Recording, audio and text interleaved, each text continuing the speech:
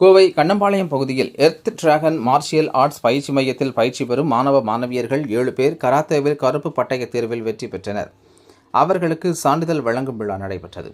கோவை கண்ணம்பாளையம் பகுதியில் கடந்த 13 ஆண்டுகளாக எர்த் டிராகன் மார்ஷியல் ஆர்ட்ஸ் எனும் பயிற்சி மையம் செயல்பட்டு வருகிறது. இதன் தலைமை மாஸ்டராக சென்சாய் நாகசுந்தரம் மாணவ மாணவியர்களுக்கு கராத்தே பயிற்சிகளை வழங்கி வருகிறார்.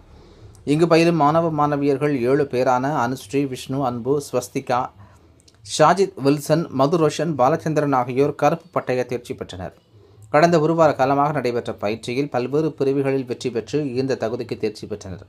அவ்வாறு தேர்ச்சி பெற்ற மாணவ மாணவியர்களுக்கு பிளாக் பெல்ட் மற்றும் சான்றிதழ்கள் வழங்கும் விழா கோவை கண்ணம்பாளையம் பகுதியில் உள்ள புனித அடைக்கல மாதா மண்டபத்தில் பொதுமக்கள் மற்றும் மாணவ மாணவியர்களின் பெற்றோர்கள் முன்னிலையில் நடைபெற்றது. இதில் சிறப்பு விருந்தினராக PSG மருத்துவமனையின் பேராசிரியர் மற்றும் கார்டியாலஜி துறை தலைவர் தமிழரசு, ரென்சி தங்கவேலு ஆகியோர் கலந்து கொண்டு மாணவ மாணவியர்களுக்கு பிளாக் பெல்ட், அதற்கான சான்றிதழ்களை வழங்கினர். தொடர்ந்து செய்தியாளர்களை சந்தித்து பேசிய சென்சாய் நாகசுந்தரம் கூறுகையில், கோவை கண்ணம்பாளையம் பகுதியில் பிளாக் பெல்ட் அவார்ட் நிகழ்ச்சி நடைபெற்றது. கடந்த ஒரு வாரம் ஒவ்வொரு பிரிவுகளில் மாணவர்கள் தங்களது திறனை வெளிப்படுத்தினர். பிளாக் பெல்ட் என்பது சாதாரண ஒரு விஷயமல்ல, அதற்கு முழு திறமைகளையும் வெளிப்படுத்த வேண்டும். இதனை மாணவர்கள் செய்து அசத்தியுள்ளனர். அதற்கு எனது வாழ்த்துக்கள் என தெரிவித்தார். ஆரம்ப நிலை வெள்ளை பெல்ட்டில் துவங்கி 10வது நிலையான பிளாக் பெல்ட் வழங்கப்படுகிறது என தெரிவித்தார். தற்போதைய காலத்தில் கராத்தே என்பது அனைவருக்கும் மிக முக்கியம். பெண்களுக்கு தங்களை தற்காத்துக் கொள்ள மிகவும் அவசியம் என தெரிவித்தார் என்பது குறிப்பிடத்தக்கது. நேயர்கள் அனைவருக்கும் வணக்கம். என்னோட பேர் நாகசுந்தரம்ங்க. இன்னைக்கு பார்த்தீங்கன்னா கண்ணம்பாளையத்தில் பிளாக் பெல்ட் அவார்டிங் நடந்திருக்கு.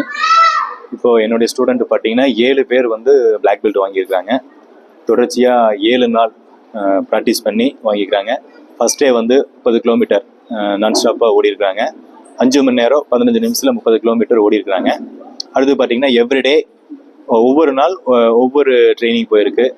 ஸோ 7 நாள் பிளாக் பெல்ட் கிரேடிங் ரொம்ப டஃப்பாக கஷ்டப்பட்டு தான் நம்மளுடைய ஸ்டூடெண்ட் பிளாக் பெல்ட் வாங்கியிருக்கிறாங்க. இது 26ஆம் தேதி ஆரம்பித்தது.